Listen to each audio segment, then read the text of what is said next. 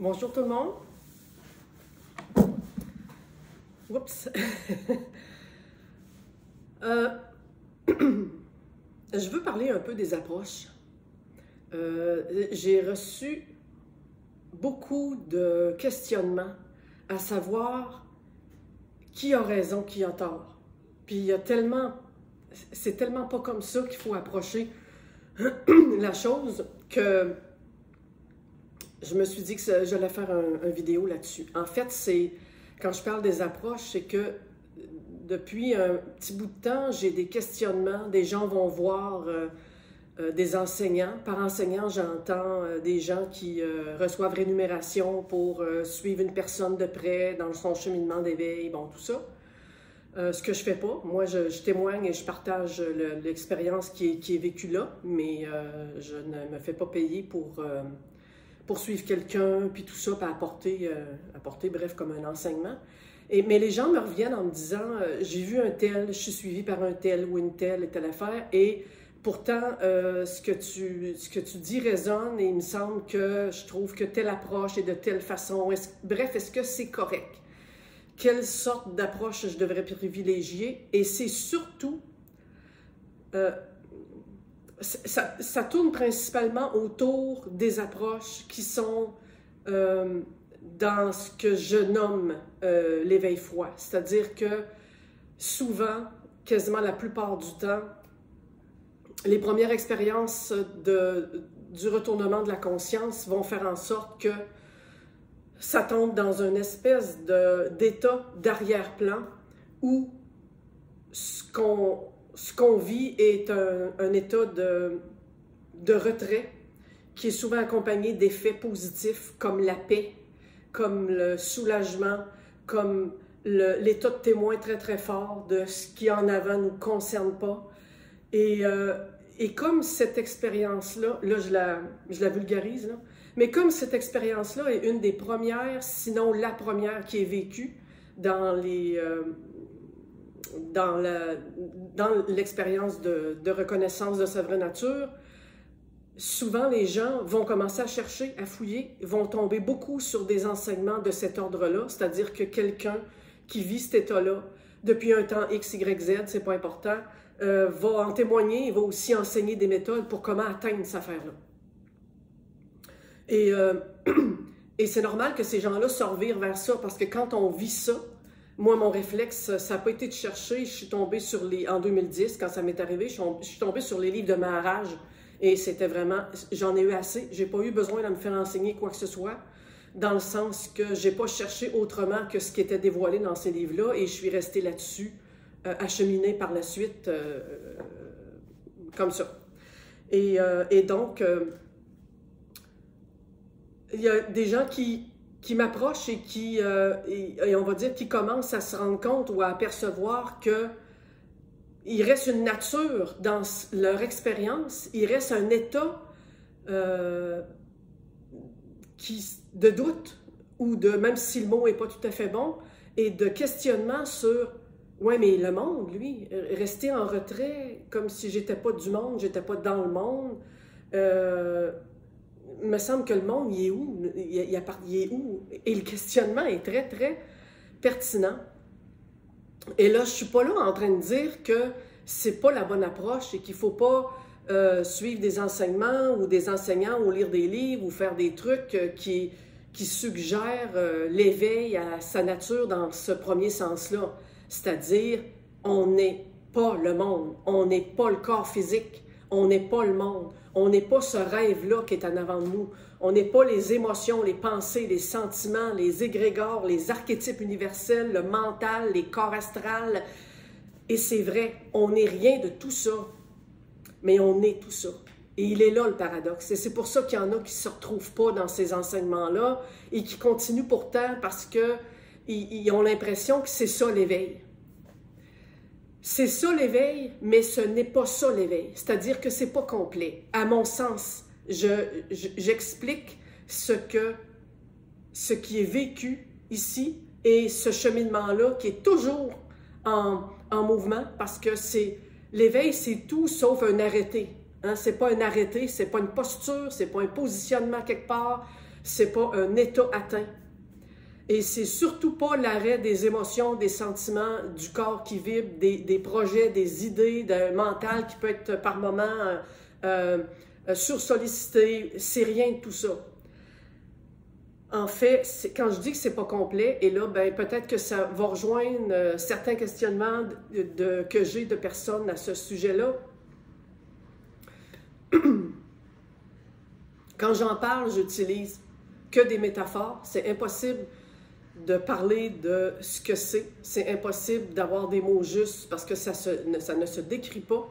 Alors, j'y vais toujours spontanément en sachant très bien que c'est des métaphores qui sont utilisées. Mais je pense que dans cette façon-là de faire qui est inconsciente, mais qui était consciente, je le sais parce que les gens me disent que de la façon dont j'en parle, il y a quelque chose qui coule, qui est en arrière, mais qui n'est pas de l'ordre mental. Et c'est spontané, donc je prétends pas être capable de donner des descriptions parce que c'est impossible. Mais je vais y aller comme ça. L'absolu non manifesté se manifeste. L'absolu manifesté, métaphoriquement, ce que j'entends par ça, qui est impossible à décrire, justement parce que c'est non manifesté, c'est le potentiel. C'est l'univers invisible. C'est l'espace invisible, consciente. C'est la connaissance sans perception. Et émerge de ça, on va dire, émerge de ça à l'intérieur de ça, parce que ce qui est illimité et ne peut pas vraiment faire sortir quelque chose d'en dehors, parce que ça n'a pas de bord, ça n'a pas de fin. Donc, à l'intérieur de soi-même, une zone semble se définir, devenir consciente, devenir manifestée, et c'est le Big Bang. Et là, on a de la manifestation. Et cette manifestation-là n'est pas que physique. Elle est toute chose qui est autre chose que le non manifesté. Ça veut dire tout ce qui peut vous passer par la tête.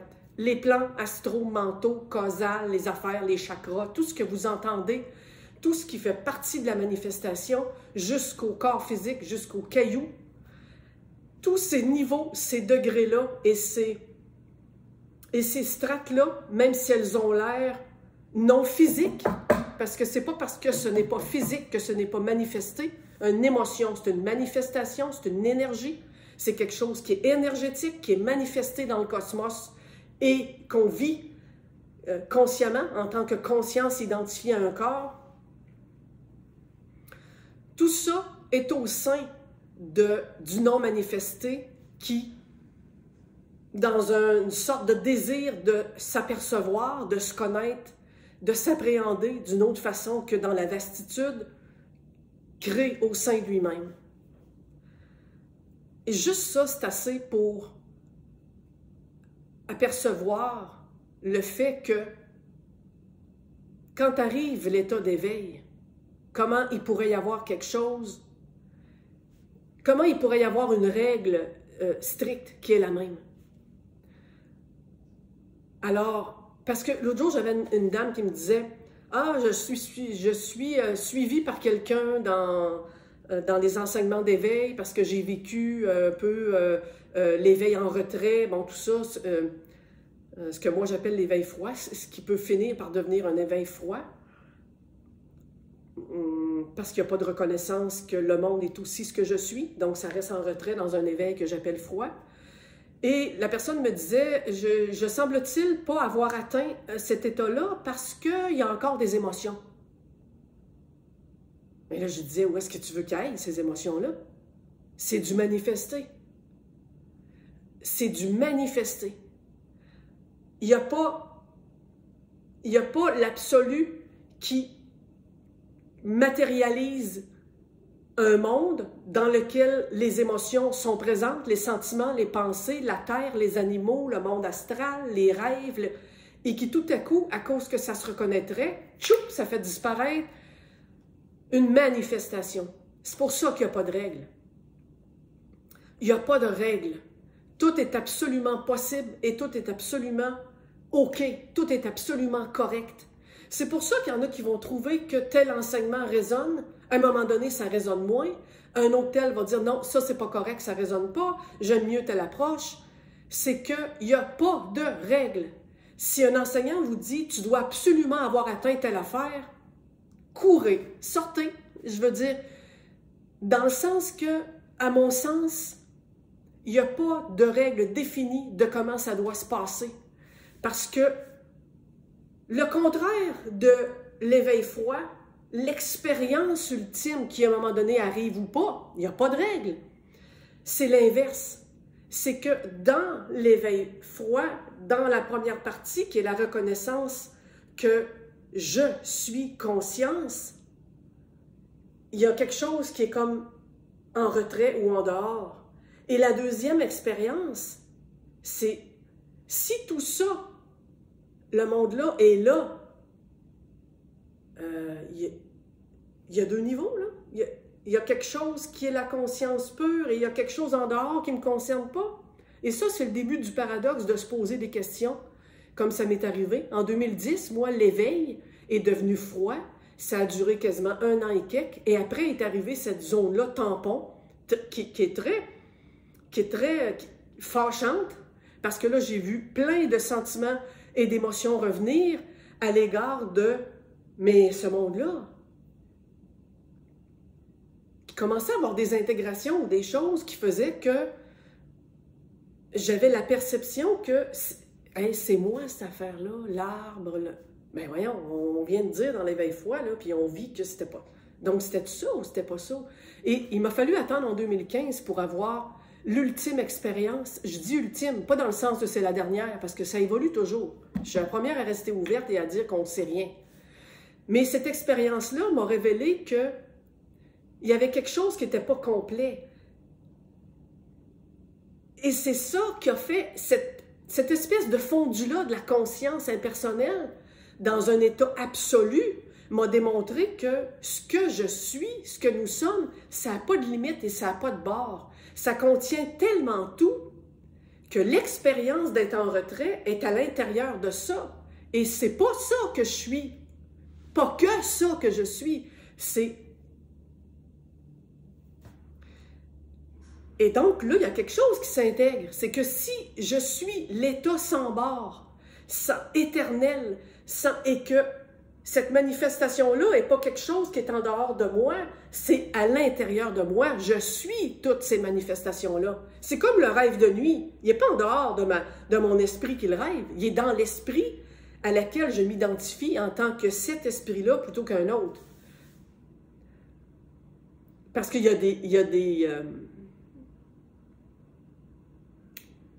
des identifications en tant qu'esprit à un état corporel et non pas le voisin. Et en ayant cette expérience-là, c'est certain qu'est arrivé tout l'inverse de l'affaire froid. C'est que là, tu marches dans la rue, puis t'es la moindre petite affaire que tu vois, c'est ce que t'es. Et là, comment faire pour enseigner que t'es pas le corps, le monde, c'est pas toi, t'auras plus d'émotions qui sont une manifestation, il y aura plus des sentiments qui sont une manifestation, il y aura plus de pensées qui sont une manifestation. Il n'y a pas de règle, parce que quand t'es l'expérience contraire qui démontre le tout, ben ça embrasse la moindre affaire. Et là, ça peut être ça peut ressurgir de façon très, très forte, parce que tout est vu comme étant sa propre manifestation. Tout est vu comme étant son propre accueil, son propre grand oui, sa propre grande création. Et dans ça, ça veut exister, là. On est ici, pas pour se retirer. On était déjà retiré à la base dans le gigantesque silence qu'on est, non manifesté. Et on vient pour se manifester à l'intérieur de nous-mêmes. Et quand c'est appréhendé, cette affaire-là, ben c'est étonnant comme ça ne veut pas tant que ça retourner là et que ça veut vivre. C'est ça qu'on est venu expérimenter. C'est pas le retrait qu'on est venu expérimenter, c'est une étape. Il faut que ce soit vécu pour que l'autre affaire soit vécue et que là, ça soit un merge parfait entre les deux états et que ça fasse un nouveau cheminement dans lequel c'est appréhendé de plus en plus depuis cette totalité-là.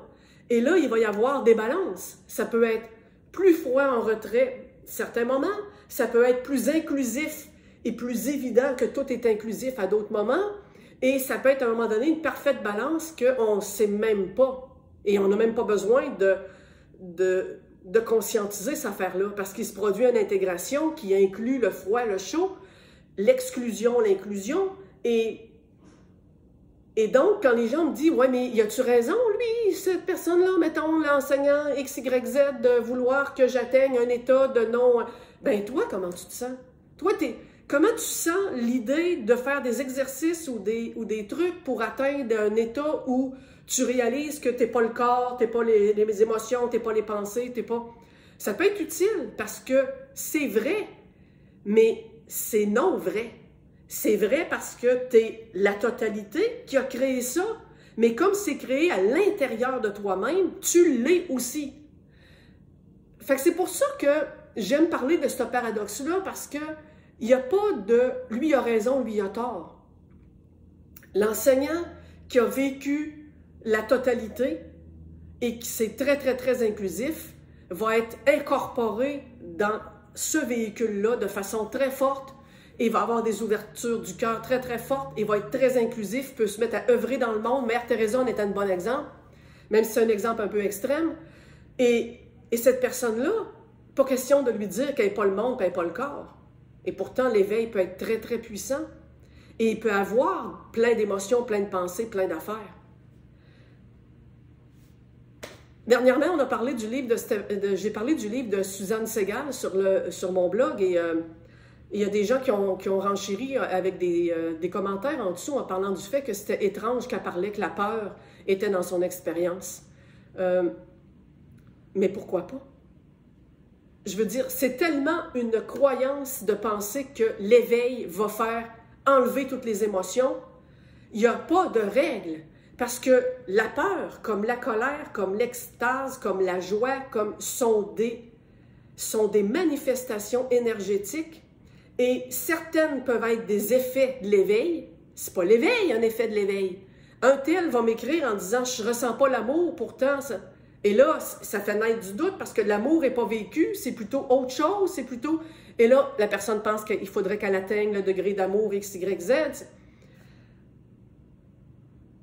Si on est obligé de cataloguer, je dirais plutôt que l'éveil, c'est un état qui se sait être total et qui ne rejette absolument rien, qui admet toute manifestation et qui sait qu'aucune d'entre elles est figée, ne doit absolument plus apparaître ou doit toujours être là.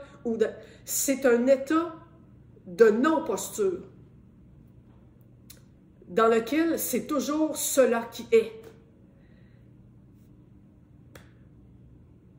Si ça va là, c'est cela qui est. Si ça va là, c'est cela qui est. Si ça va là, c'est cela qui est. Je rencontre tel enseignant qui me fait aller là, je suis pas à l'aise, c'est cela qui est. Ça me tente d'aller voir ailleurs, c'est cela qui est. Donc, on est-tu capable de dire ça c'est correct, ça c'est pas correct, il faudrait mieux aller là, va pas là, fais attention à ça? Non. C'est une grande permission à tout ce qui surgit, et le meilleur guide, les meilleures balises là-dedans, pour chacun pour soi, c'est le ressenti du cœur, l'élan, l'intuition. C'est un espèce de sixième sens qui va faire que, OK, ça me dit que je pense que c'est une expérience qui se termine, je vais plutôt aller vers ça. Je ne veux pas rentrer dans ce sujet-là, mais c'est parce qu'il me vient dans mon esprit que tout à coup, c'est exactement comme quand les gens me disent « Est-ce qu'on devient végétarien? Est-ce qu'on arrête de fumer? Est-ce qu'on arrête de prendre un petit verre de vin? Est-ce que l'éveil, on arrête de? » Il est où le verre de vin? Il est où le verre de vin? Il existe-tu l'absolu, un non manifesté, qui se manifeste en son sein de milliards et de billiards et de c'est inimaginable la manifestation, et le verre de vin est à part parce qu'il n'y a pas d'affaire là? Poser la question, c'est y répondre. C'est pareil comme toutes les autres manifestations, les enseignements, c'est la même chose. Il faut apprendre à se retourner il faut apprendre à rester en soi-même avec sa propre vérité. Sa propre vérité en accueillant sa confiance dans la conscience qu'on est, en étant conscient, clair et alerte au senti. Et c'est la seule affaire dont on a besoin pour avoir nos propres guidances sur telle ou telle chose à lire, à faire, à dire. Voilà. Je sais pas si... je sais pas si... si je réussis en tout cas à être assez claire dans cette affaire-là, mais je sentais de faire un truc là-dessus pour démystifier cette affaire-là de quelle sorte d'enseignant, est-ce que finalement on est le monde ou on n'est pas le monde? Est-ce que je suis le corps ou je suis pas le corps? Est-ce que... À propos du corps, il faut que je rajoute quelque chose parce que c'est important. Dernièrement, j'ai eu quelqu'un aussi qui m'a dit « Ah, ça a l'air que si on continue de se sentir dans le corps, on n'est pas éveillé. »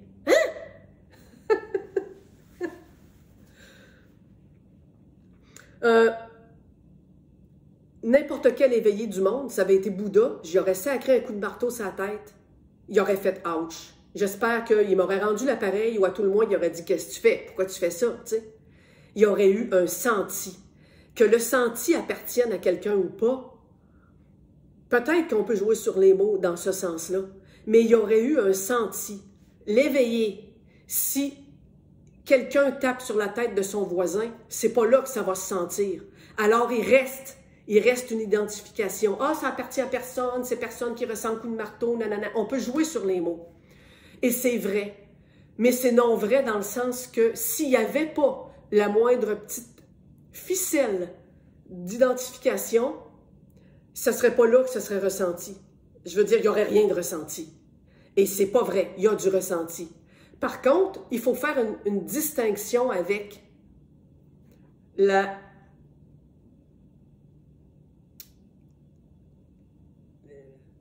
y a quelque chose de personnel qui appartient au moi fictif et à ses histoires qui peut sortir et qui n'existe plus après l'éveil et qui emporte avec des énergies ou des cristallisations qui étaient dans le corps parce que ça faisait partie de l'histoire fictive.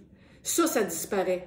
Et j'ose croire que les enseignants qui disent qu'ils ne sont pas dans le corps, ils ne sentent plus le corps, parce que je l'ai entendu de la part de gens qui viennent me voir, j'ose croire que ce qu'ils veulent dire, c'est ça. C'est qu'il y a un possesseur personnel qui s'attribue la sensation qui, lui, est plus là. Mais y a-t-il une sensation physique et y a-t-il l'impression d'être là plutôt qu'ailleurs? Oui. La présence vivante et consciente, plus qu'elle est claire avec elle-même, plus elle s'incarne dans le corps, parce que c'est la seule manière de vivre à plein, à 100%, l'expérience de vie. C'est pas en étant décorporé même, là, en flottant dans les strates de d'autres mondes, puis dans le mental évolué, puis c'est pas en étant comme ça. C'est en étant dans le vécu du corps que la vie sur Terre peut être expérimentée à 100%. Ça, c'est l'expérience qui est vécue. Je dis pas qu'il n'y en a pas qui vivent autre chose. Je dis qu'il n'y a pas de règles. Alors, quand j'entends des choses, on me dit que je devrais atteindre ça pour être éveillé. Oh, là, c'est là que je mets un gros bémol. Parce qu'il n'y a pas de règles. Sensation, savoir intuitif, personnel. C'est ça le guide. C'est ça le guide. Voilà. Je finis là-dessus. Se fier à son propre ressenti peut jamais induire en erreur. Jamais, jamais, jamais. Voilà. À bientôt.